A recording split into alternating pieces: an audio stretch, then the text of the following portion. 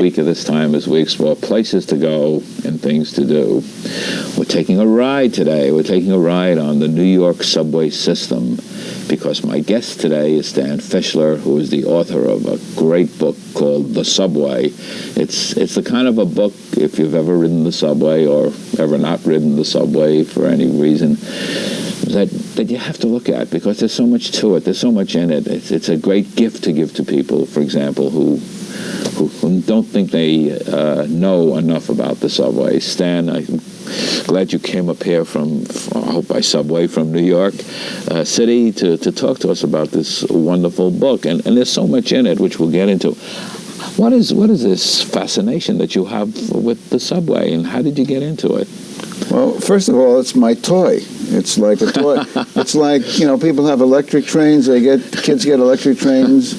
So this is my electric train, only it's bigger. It's bigger than 027 or some Lionel. It happens to be adult size toy. More specifically, it was virtually born into me, the love of trains, because I grew up in Williamsburg, Brooklyn. Uh-huh. And I lived on Marcy Avenue, 582 Marcy Avenue, between Myrtle and Vernon.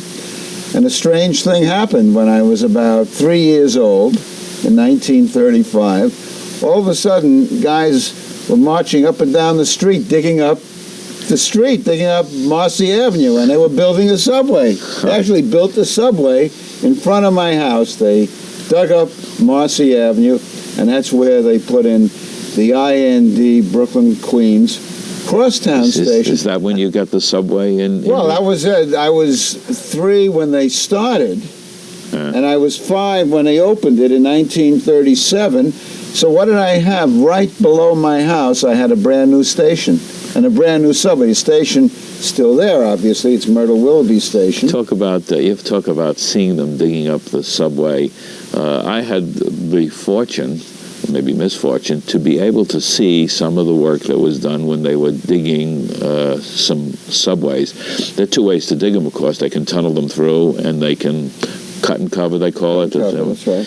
And I know there are a lot of hidden subways that were never completed. This was one on 2nd Avenue, I believe, in the 110th Street, which they abandoned, and it's still there. The tunnel is still there. But I was down in there while they were doing it. There was also one that was built under 2nd Avenue way downtown, isn't it, that they filled in because they hadn't gotten so far. Well, I have a picture in the book where I went down with my publisher, John Henderson, to the 2nd Avenue tunnel by Chinatown, right off the edge of the Manhattan Bridge. And I have a picture in the book of the actual 2nd Avenue subway tunnel. But obviously, that can only be completed with a tremendous infusion of money, which doesn't seem to be around these days. You cover everything. You cover from the very beginning, the first subway, pneumatic tube, was it, when they built the first one? A fellow named Alfred Eli Beach. He was a very fascinating character. He was the publisher of the Scientific American magazine, and he was an inventor, and he felt that at that time, New York, we're talking about the 19th century, after the Civil War, that the cure for congestion on the city streets of Manhattan was a subway. And he designed a pneumatic tube, that is a circular car would be blown from one station to another by means of these gigantic fans. His problem was that the elevator lines were controlled by the Democratic Tammany Hall machine. Politics got in the picture. Yeah, Boss Tweed. Boss Tweed was pocketing dough from the elevated line, so he didn't want any competition. And they rejected Beach's request for approval to build a subway, so he built it secretly. It's one of the great stories of New York history. He rented a clothing store called Devlin's, and every night he'd go with a crew into the basement, and they'd dig this tunnel, and they'd finish by early morning. Devlin's would run his store. At night, Beach would. They actually built it. They had a station with ornate chandeliers, a grand piano, and a fountain. and they proved that the subway could work. He built the subway. It was rave reviews in the Times, the Herald Tribune, all. What happened? It was impractical on a grand scale.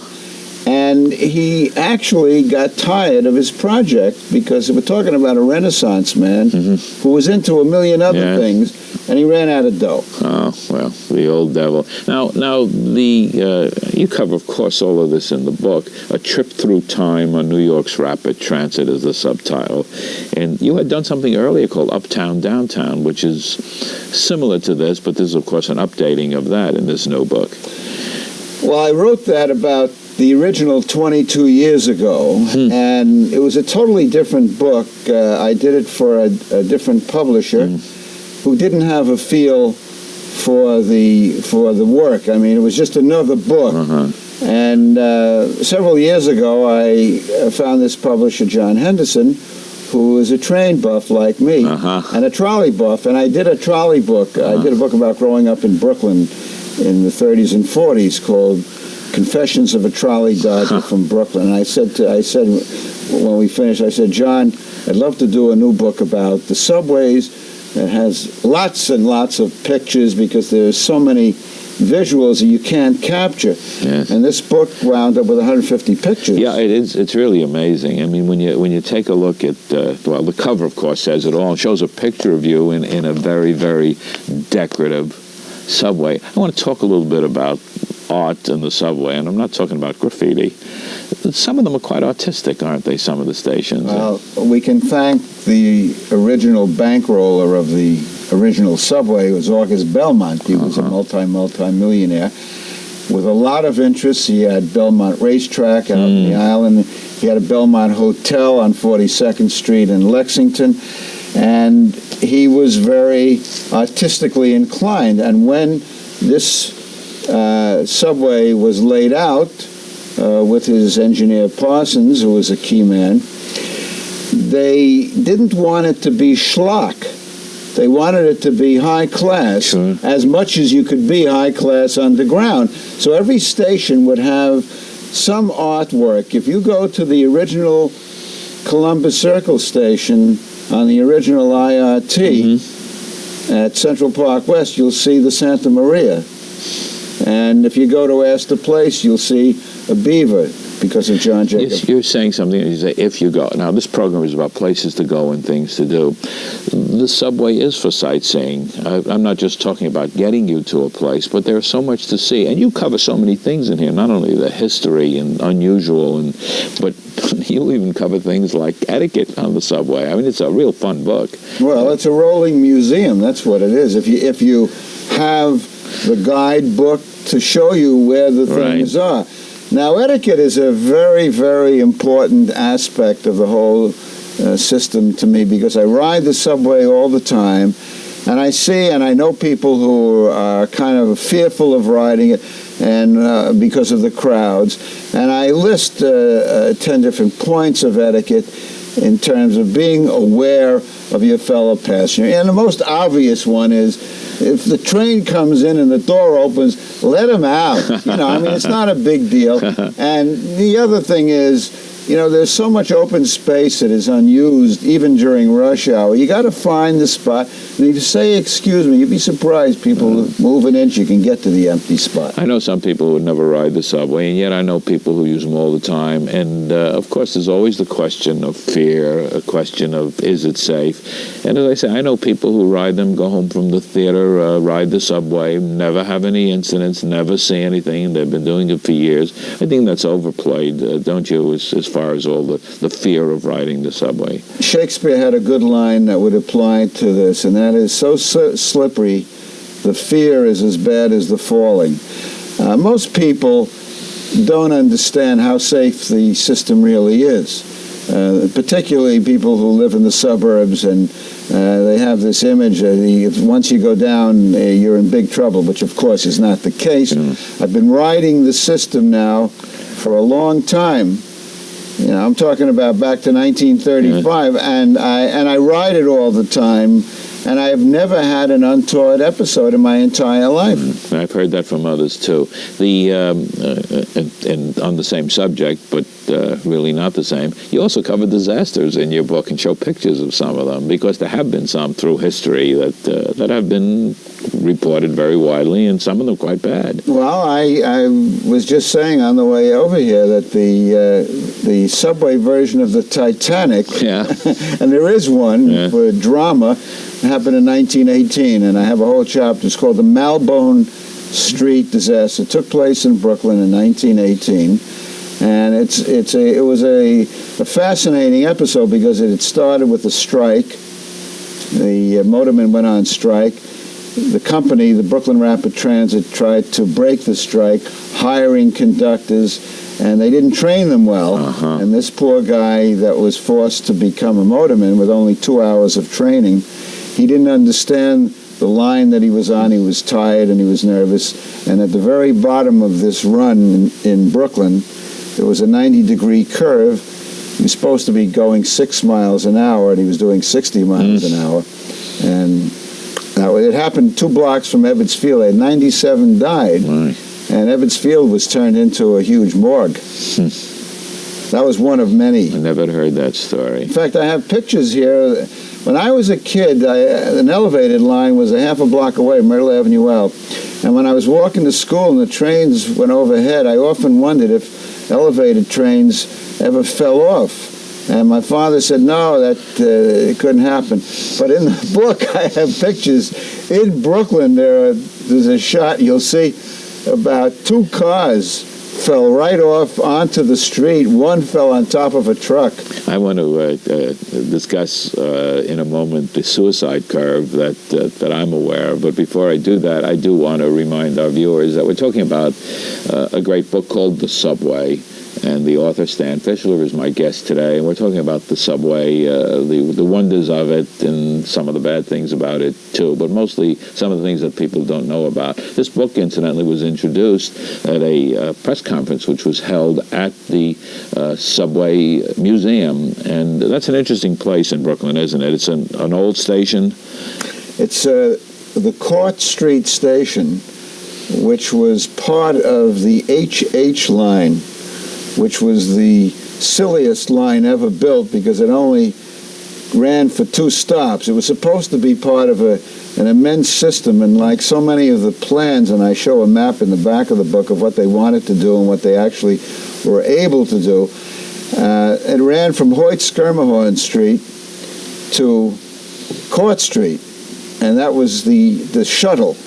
It was like the Times Square shuttle. The only difference was nobody used it. So they eventually closed it, and they turned it into a museum, and they have a lot of vintage cars. And it's open to the public. Oh, yeah, it's a great, great museum. It's one of the most underrated museum sites in the entire country. I've been there. It's great. And it's great to take the kids to. It's a wonderful place. But you do walking tours, don't you, of the subway, don't you? Yeah, well, it's a walking, riding tour.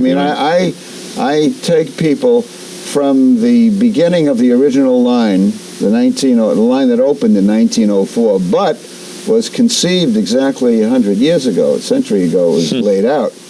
And we go from the original downtown Brooklyn Bridge Station, which is where City Hall is, and we go up the east side with stops at certain historic spots, and then we take it across the shuttle, and then up the original Broadway west side. It's a great trip, and we stop wherever we. When do you do it?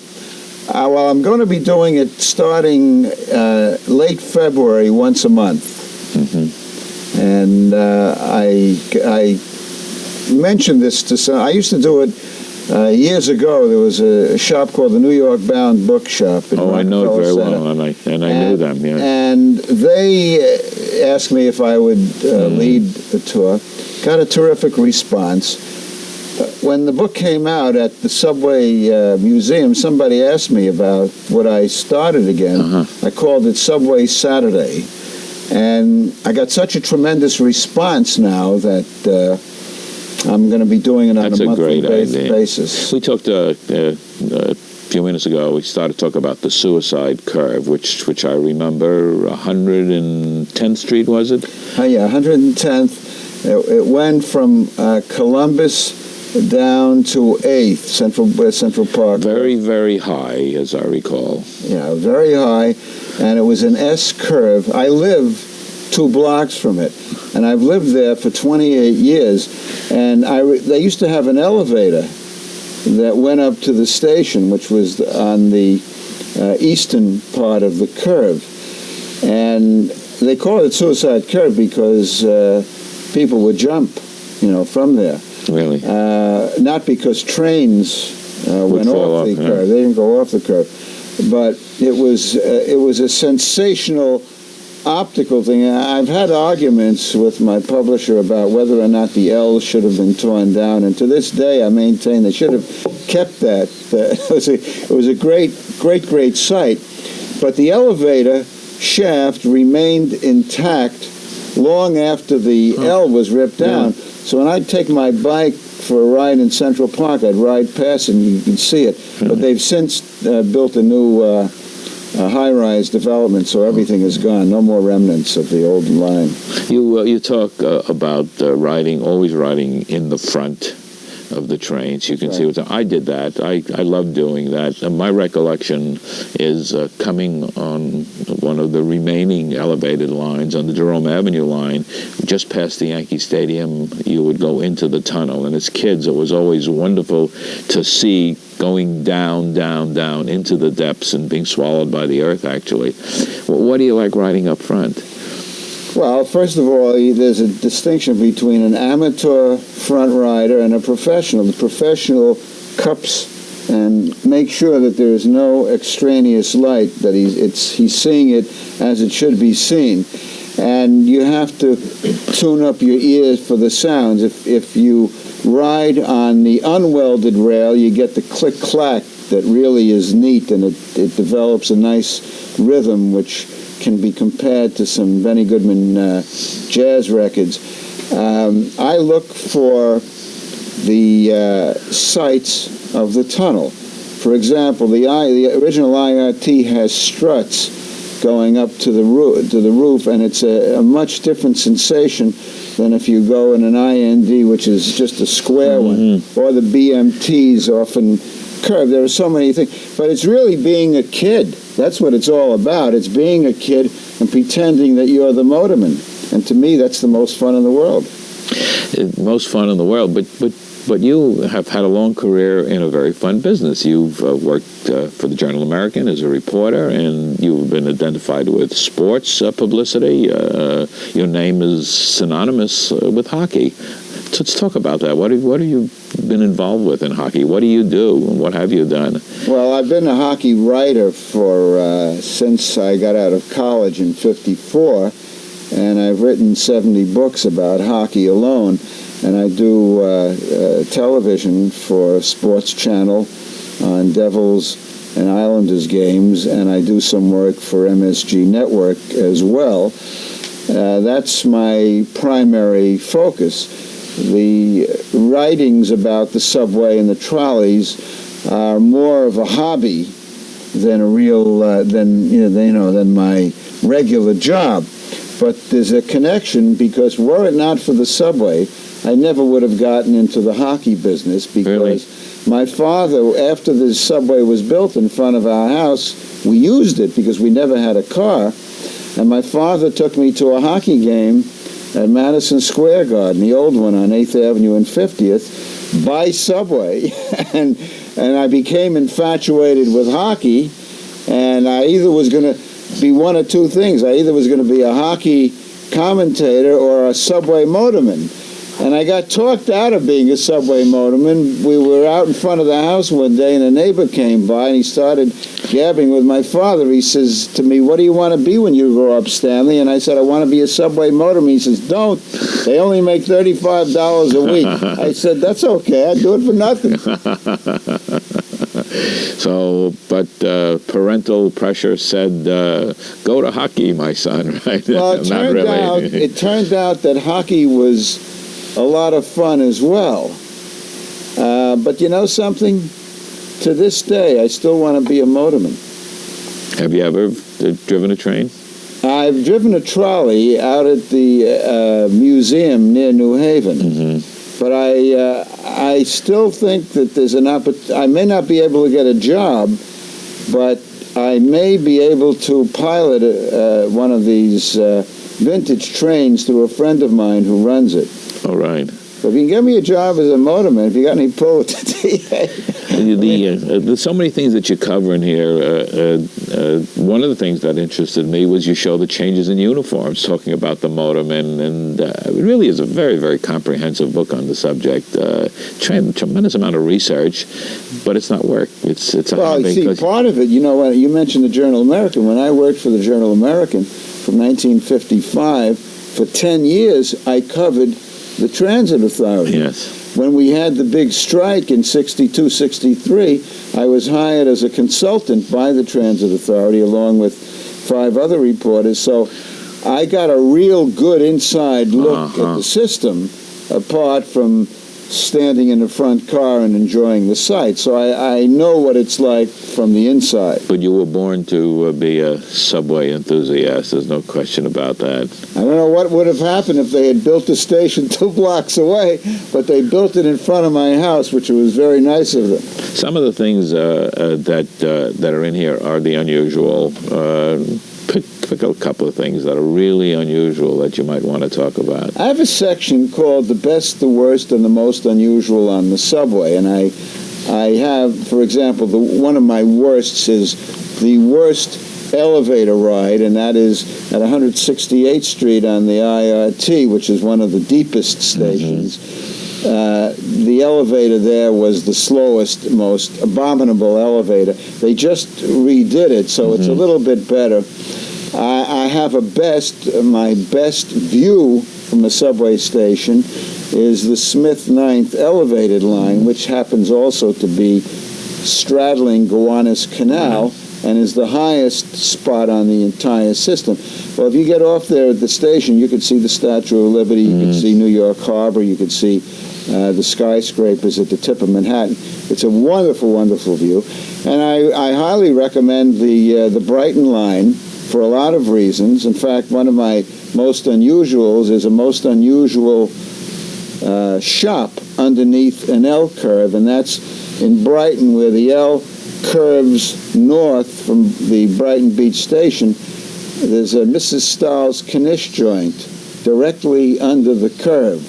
So while you're listening to the screech of the wheels making the curve, you can feel better eating a potato knish. It's interesting because a few weeks ago I interviewed Ed Levine, who wrote a book called New York Eats, who talked about all of the places that he's discovered where there's unusual food. And it looks like we're doing New York Eats again with you. At the 50th Street station on the IRT, there is the only bar in a subway station. In a station. And it's a Russian bar. It's a Russian bar. They have the greatest vodka, the collection of vodka, and that bar is the best in the entire city, and the bar is in the station. This is on the downtown side.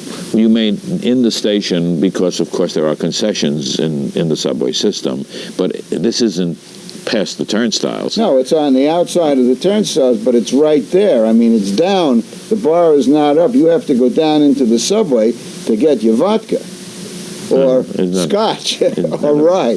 But it's a Russian bar. It's bizarre. I mean, and there are bizarre things all over the system. The cover of the book, I have the abandoned City Hall station, which they say they may turn into a museum.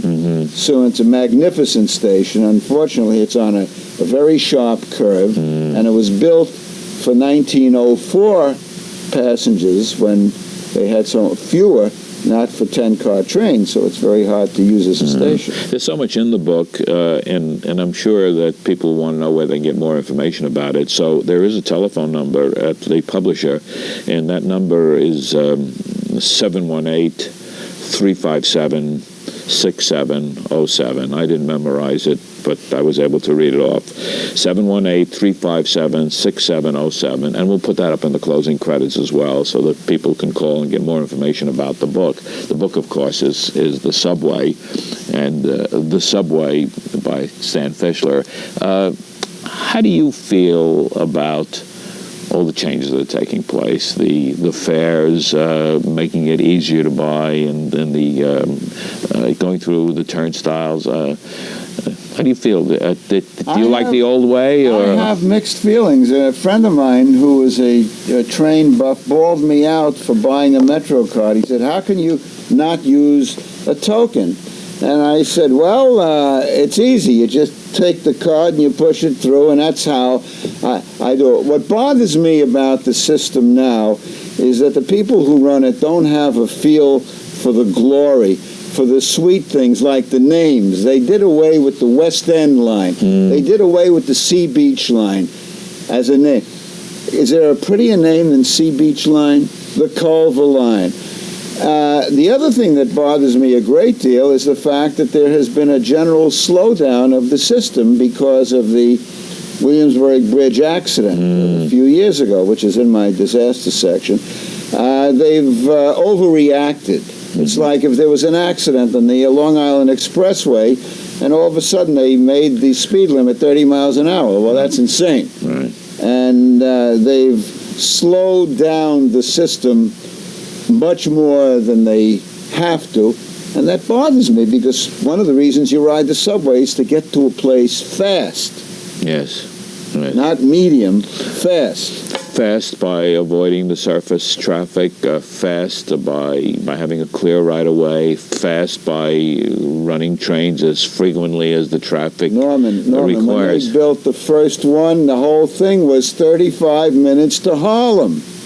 Well, you can't do it in 35 minutes now the way they run the thing. So I say they as a favor to the strap hangers, the transit authority should do away with this nervous Nellyism that's afflicted them and speed them up a little bit. You think it would still be safe? Of course. I ride one of the slowdowns is because of a switch on the Broadway line just north of 125th. I ride the Metro line on Amtrak. They go over switches at 90 miles an hour, so what's the big deal? I tell you, Stan, we've gone at over 90 miles an hour because what's happened is we've run out of time. I know it doesn't seem that way because we've got so much to talk about, and I thank you so much for coming here and talking to us about the subway. Stan Fischler is the author of The Subway, a great book that really gives you insights. Go get it. You'll enjoy it. I'm Norman Liss. The name of this program is The Way to Go. And until next week, enjoy yourself.